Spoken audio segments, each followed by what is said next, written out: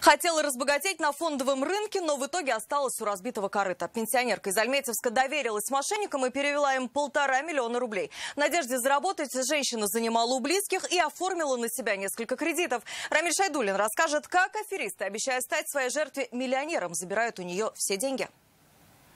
Я зашла просто из любопытства, просто посмотреть, что это такое. Как правило, именно с такого любопытства и начинается путь в банкротство. Жительница Альметьевска узнала о возможности неплохо заработать на фондовом рынке от знакомых. Нашла ссылку на одну из фирм в соцсетях и оставила там свои данные. Уже на следующий день ей позвонил якобы сотрудник фондовой биржи. Он предложил открыть личный счет, чтобы женщина могла проводить финансовые операции. Обещал солидную прибыль. Пенсионерка вложила 16 тысяч и в виртуальной программе увидела, как ее доход стремительно растет. У меня доход 20 тысяч в рублях.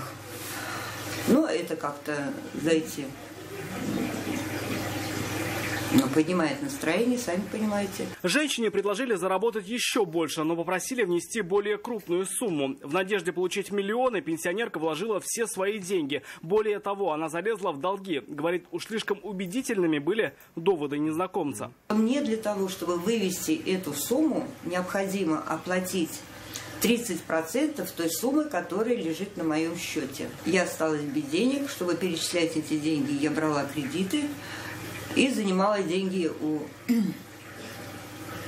своих знакомых.